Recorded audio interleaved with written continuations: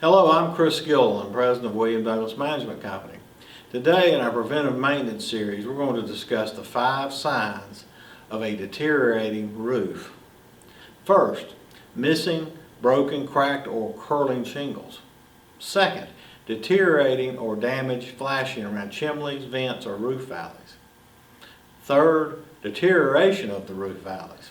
Fourth, extreme granular loss found in gutters and splash blocks. Asphalt shingles are covered with granules to block ultraviolet sun rays. Over time, granules will erode and expose asphalt. Fifth, rainwater pooling or ponding on a flat roof is an indication of inadequate drainage. Ponding leads to accelerated roof deterioration.